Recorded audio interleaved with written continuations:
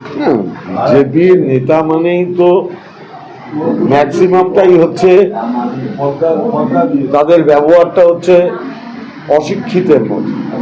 স্বাভাবিকভাবে বিজেপির নেতারা অশিক্ষিতের আচরণ করবে, এটা বাংলার মানুষ ধরেই নিয়েছে। অতএব এটা নিয়ে নতুন করে বলার কিছু নেই। যদি পেটে মিনিমাম বিদ্যে বুদ্ধি ভদ্রতা সভ্যতা সৌজন্যবোধ এসব থাকতো তাহলে এসব কেউ করে না। এসব হচ্ছে যাতে ওই প্রেস মিডিয়া দেখায়, এতে ভেসে থাকার উপায়। আমার মনে হয় না যে এর খুব একটা গুরুত্ব আছে। বলছি আমি কোনো অনুতপ্ত নই, এই বিষয়ে আপনার কাছে ক্ষমা চাই। অশিক্ষিতরা কোনোদিন অনুতপ্ত হয়? শিক্ষিত মানুষ অনুতপ্ত হয়।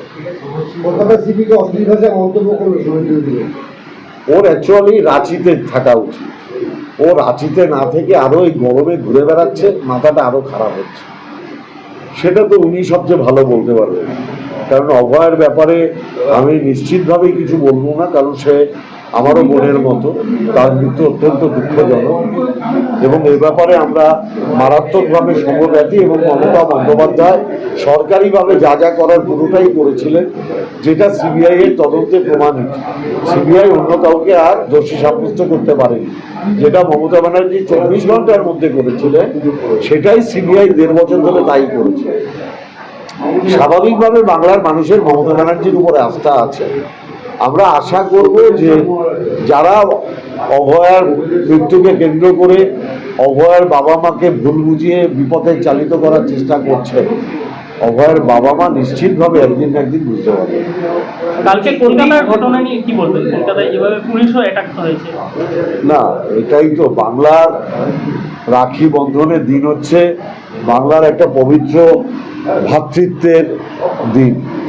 কবিগুরু রবীন্দ্রনাথ ঠাকুর সৌভ্রাতৃত্ব বাংলার মানুষদের একত্রিত করবার জন্য রাখি বন্ধন, রাখি উৎসব শুরু করেছিল।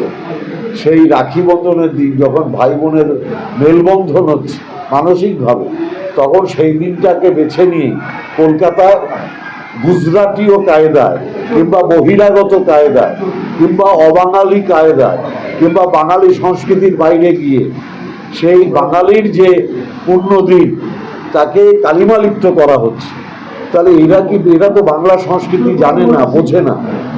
যারা এখন বিজেপির নেতারা আছে এরা অত্যন্ত বেশি ব্যস্ত, বাঙালিয়ানা শেষ হয়ে যাক, বাঙালি শেষ হয়ে যাক, আমার বাংলা ভাষা কালিমালিপ্ত হোক, আমি গুজ্জুদের চামচেমি করব, গুজ্জুদের চামচেমি করে যদি বেঁচে থাকা যায়। না, আমি তো আবার বললাম, যেহেতু অভয়ার নামটা আছে আমি কোনো বিরূপ মন্তব্য করব না, কারণ আমিও সমব্যথী।